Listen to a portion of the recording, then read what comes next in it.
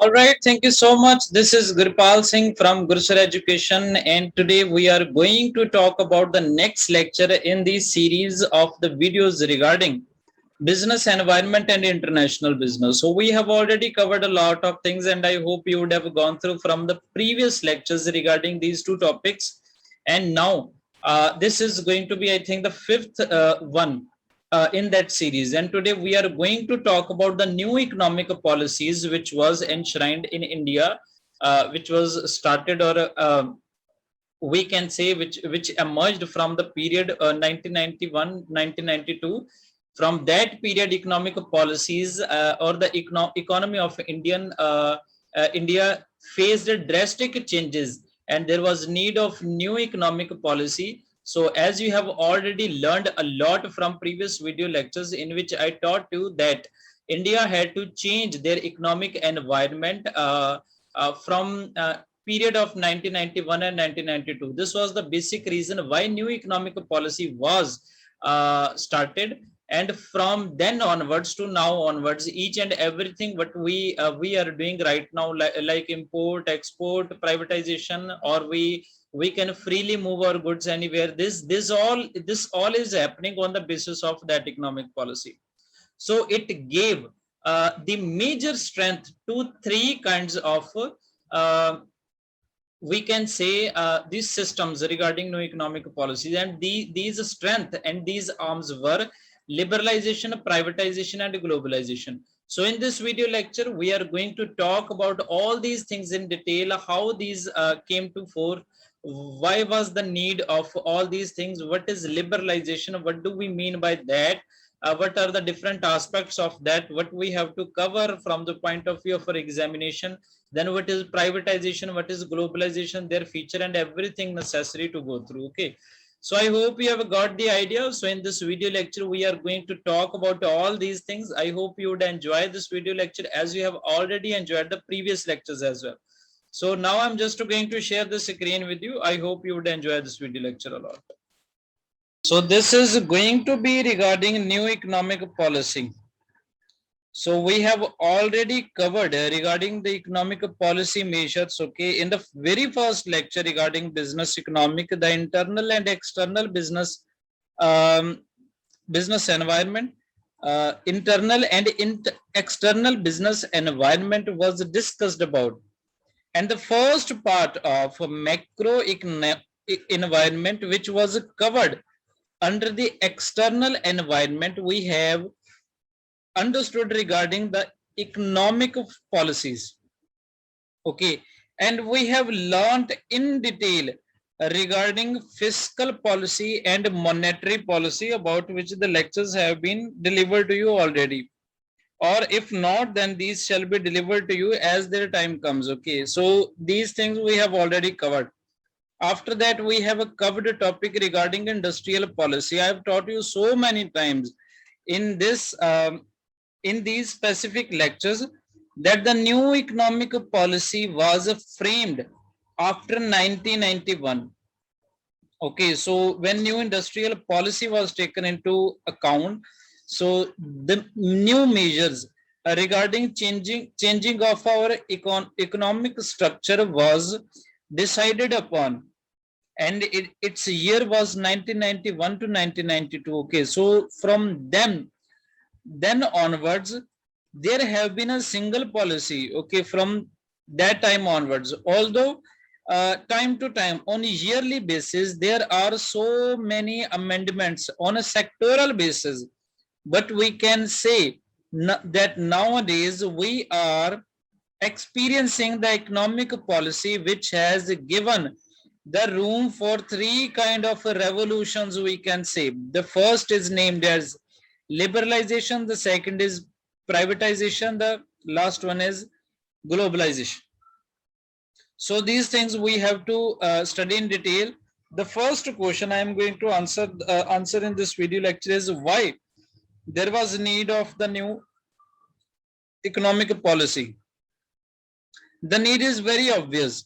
Before 1991, India had adopted the policy of import substitution, and under this policy, the imports were highly restricted, and there was the prevalence of MRTP Act, which restricted the trade in so many ways.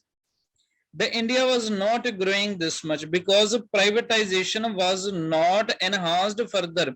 There were so many restrictions in opening up the business and for starting up the business. Each and everyone had to purchase the license so that they can start a new business. Only then they could start the business. Otherwise, they could not start it. And the maximum and the obvious reason was that the public enterprises or the public companies do not have the motive of profit maximization or profit earning. They had the motive of services, providing services to the general populace.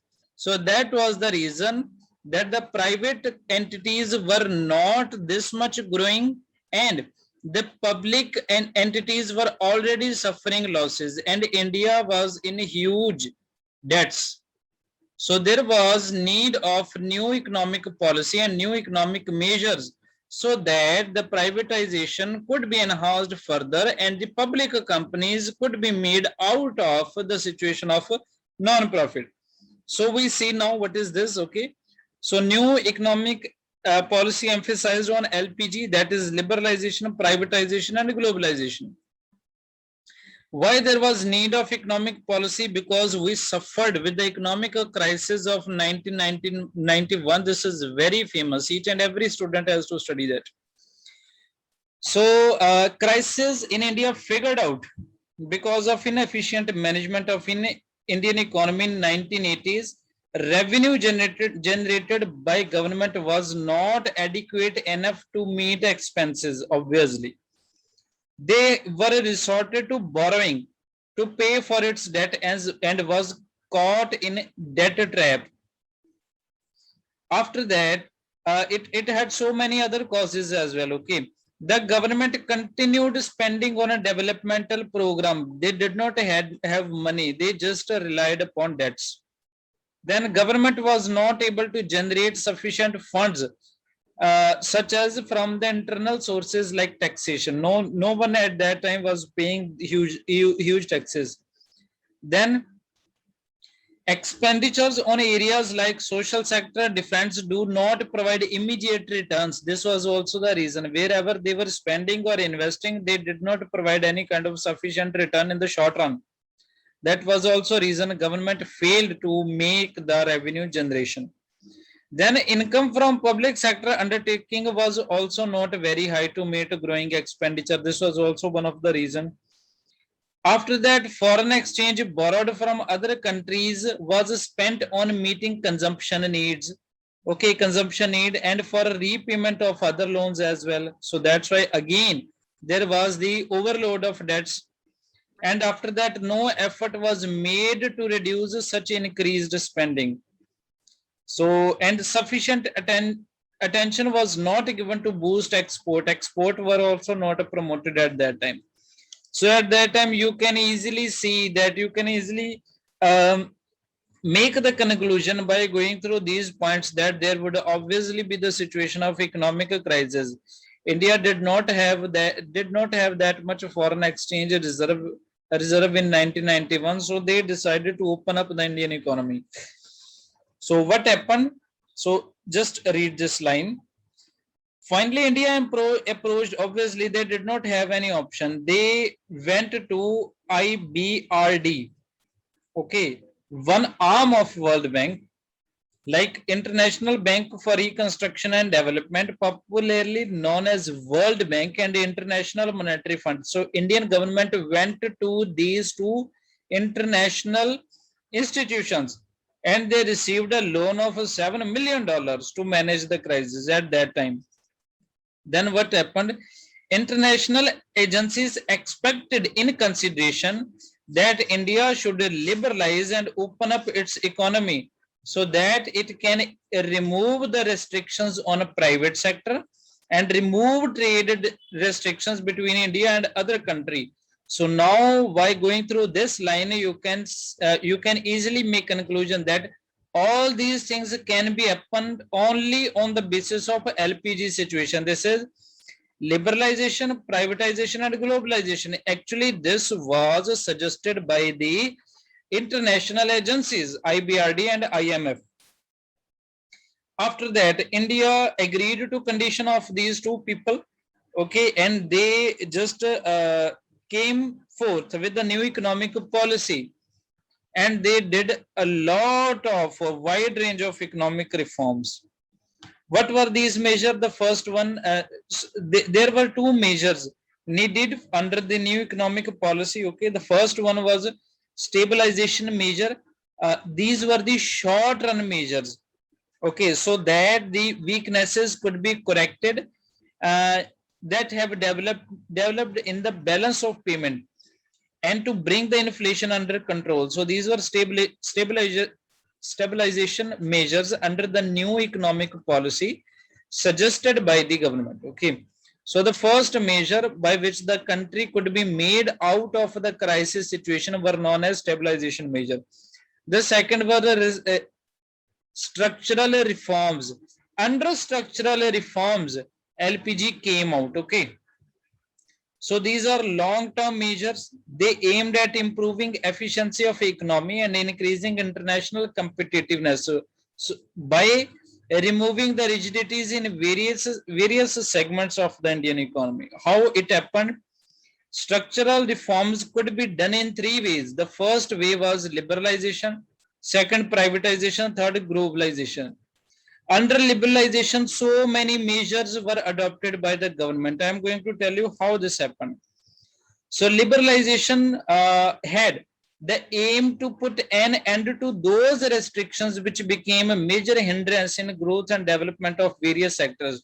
So before 1991, there was so many problems in opening new business. You had to purchase the license, you had to take approval from so many authorities. So that was the complete problem. So just solving these problems and putting an end to these problems is known as liberalization. So what objectives the liberalization had? It had the objectives like it tried to increase competitiveness in industries. So it try to increase foreign capital formation, FDI. Okay, then it try to decrease debt burden of the country. Then it tries to encourage export and import of goods and services. It tries to expand the size of the market. All these were the objective of liberalization. And then there were so many reforms taken. Okay, I'm going to teach you the economic reforms under liberalization. There were so many areas in which the economic reforms were taken into consideration. Okay, so one by one we shall be going through all these economic reform. The first are in industrial sector. In industrial sector, what happened? The following steps were taken to deregulate the industrial sector. What happened? The government took the initiative of abolishing the industrial licensing. Industrial licensing was completely required before 1991, but the government abolished the licensing system for all industries except for 5 industries only. For liquor, cigarette, defense equipment, industrial explosive and dangerous chemical. Except these, all the industries were opened up and they did not require any kind of industrial licensing to open up their business. So that was the first measure under industrial sector reform. The second measure was a contraction of a public sector. The government tried to contract the public sector. That means they tried to make the disinvestment so that the ongoing public sector could be given to the private sectors. Number of industries reserved for public sector was reduced to 17 to 8. Previously, these were 17, but these were reduced to 8, and private players were also encouraged. So only 3 industries were reserved for, presently, only 3 industries are reserved for public sector. These are defense, railway, atomic energy, and defense. So that was the second measure taken under industrial sector reforms. The third one are de-reservation of production areas. The production areas which were earlier reserved for only small scale industries, they were de-reserved. Okay, anyone could enter in these areas. After that, in the fourth category, under industrial reform, this is the expansion of a production capacity. The producers were allowed to expand their production capacity. So the MRTP Act, which made the restrictions for not allowing the expansion of a production capacity, that was completely abolished, and they were encouraged, the producers were encouraged to expand their production capacity. Then freedom to import capital goods. First of all, from before 1991, there was complete prohibition on importing capital goods. But after that, under industrial reforms, under liberalization, there was given freedom to import capital goods so that new production could be made. So we have already studied regarding industrial sector reform. These were the first reform under the liberalization, we can say. The first reforms were taken in the field of industrial sector. And the second kind of reform were made in financial sector reforms. Okay. So under liberalization, financial sector reforms were as under. So what were these? So financial sector include all the financial institutions like commercial bank, investment bank, stock exchanges, foreign exchange market, all these things. Okay. So following reforms was initiated in these sectors. The first, that was the major decision of the government. Both SLR and CRR were reduced drastically. SLR was reduced from 38.5 to 25 and CRR from 15 to 4.1. After that, competition from new private sector bank was also encouraged, because banking sector was opened for private sector as well. Private entities could also come, like nowadays there are number of, okay, these bank HDFC we can take into consideration. Okay, a number of things are there, like we can take the example of Yes Bank as well. So this led to increase in competition and expansion of services. After that, change in the role of RBI. A role of RBI was underwent from a regulator only to facilitator as well, because it started giving some kind of recommendations and some other instructions to the commercial banks. After that, deregulation of interest rates were deregulated. Okay, the banks were able to decide at their own whatever shall be the interest rate. So this was also the competition. So banks were able to decide their own interest rate. So two kind of reforms we have already understood: the industrial reform, the financial reform. And these things we have covered under the liberalization. The third kind of reforms are tax reforms or fiscal reforms. So what did government do? The government took some reforms in these fields as well. So these reforms are concerned with the reform in government taxation and public expenditure policies, collectively known as fiscal policies. Number of fiscal policies were introduced. Moderate and simplified tax structure prior to 1991. The tax rate in the country was quite high for all category of businesses, which led to tax evasion. So fiscal reform just simplified all the process of a tax structure and lowered the rate of taxation. This reduced the tax evasion and the government revenue ultimately increased. So if we are making the conclusion that after 1991, the government tried to reduce the taxation rate for all categories of businesses, it ultimately led to the increased revenue of the government. Then the fourth kind of reforms are foreign exchange reform or external sector reforms. So these included relating to foreign exchange and foreign trade.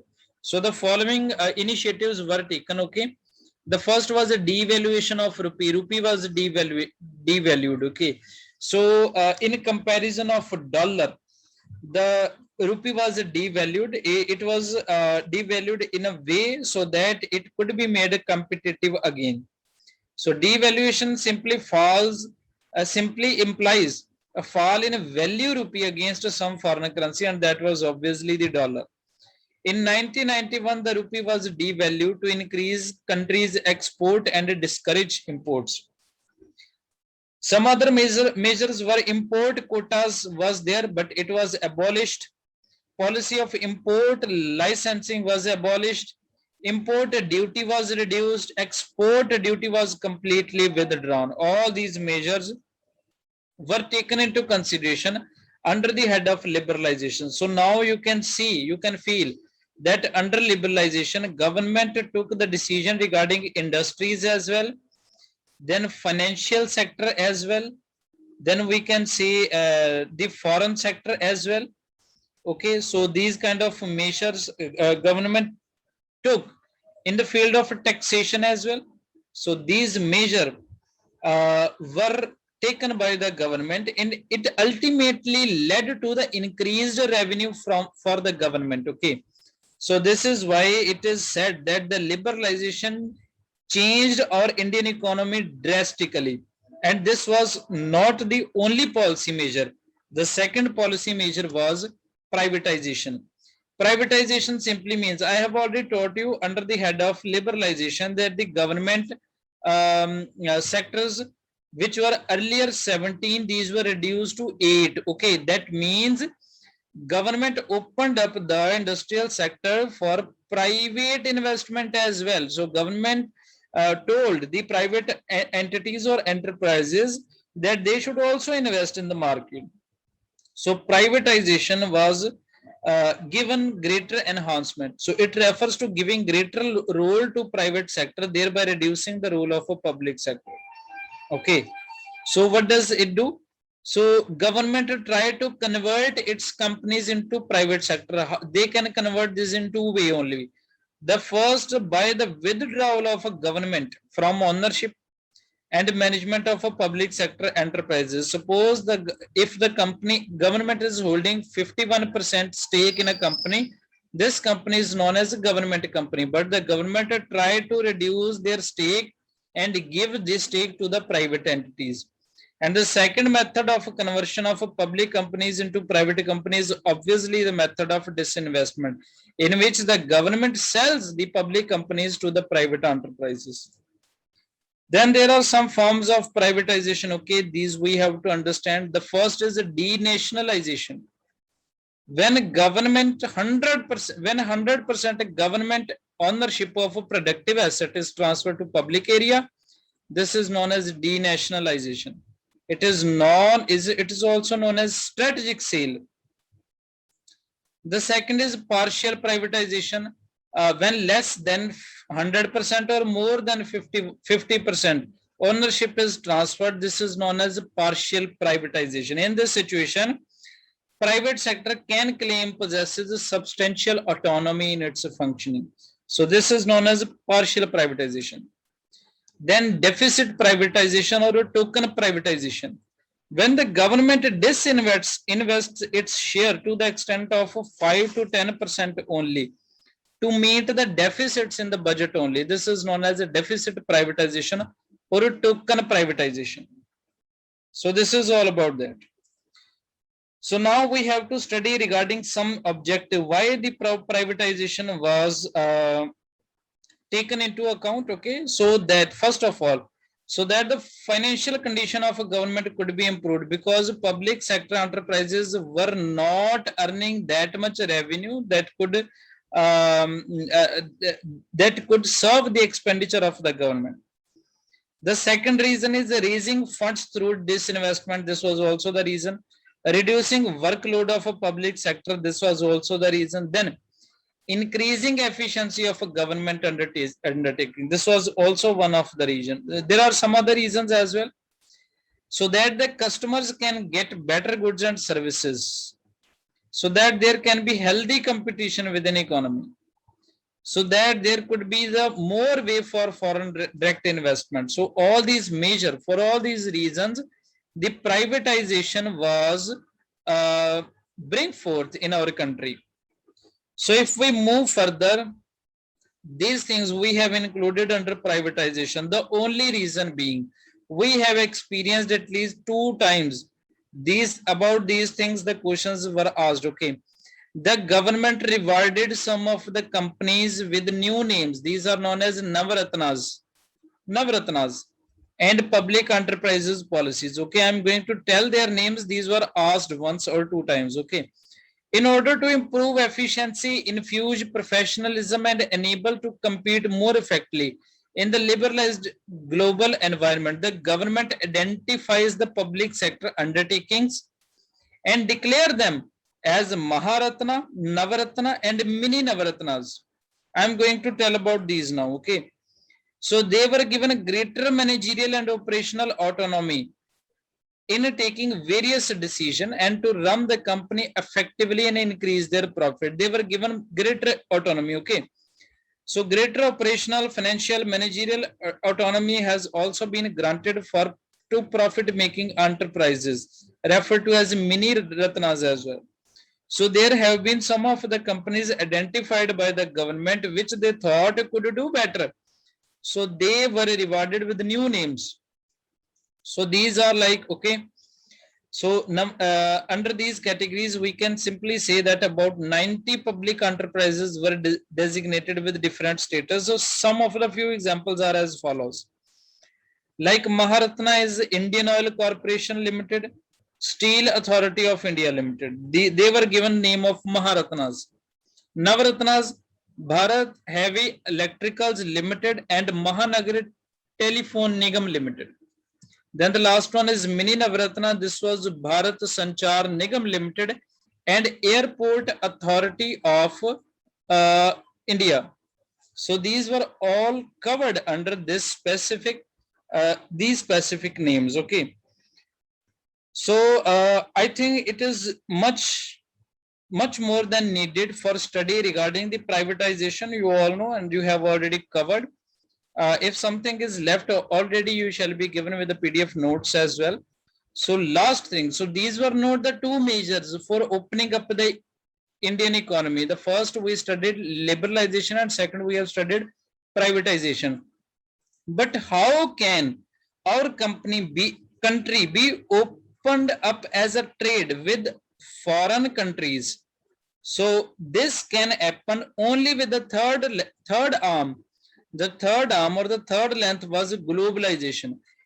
Under this category, the Indian government took initiative to open up the Indian companies or Indian trade with the foreign countries. Okay, like import and export. Government took major decisions so that import and exports could be made enlarged and India could earn from the exports and could import the best and efficient technology so that the production in India could be enhanced further. So what is globalization? It just means integration of economy of a country with the rest of the world, obviously. Globalization encourages foreign trade and private institutional foreign investment as well.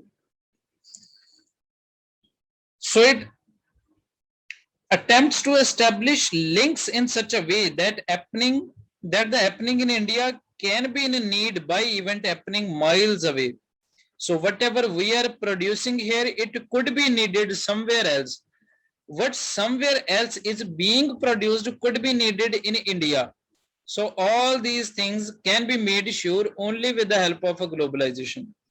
So it is turning into one whole or creating a borderless world. So this was all about the definition of globalization. We have not included that much detail. Okay, only features have been included in this video lecture because in upcoming days we have to study regarding globalization in detail when we have to cover regarding foreign direct investment and balance of payment video lectures. So now I am just going to cover with the features of the globalization. Okay, what do we actually mean by globalization? This simply means liberalizations. Okay, liberalization is included in globalization. So just if you try to be liberal with the internal policies so that it could be opened up for the for other countries, this is known as liberalization. Then there is a free trade. There should be free trade. Free trade simply, it doesn't mean that it do not involve money. It simply means you can freely trade everywhere in the world. This is known as free trade. Then globalization of economic activities. Economic activities were globalized.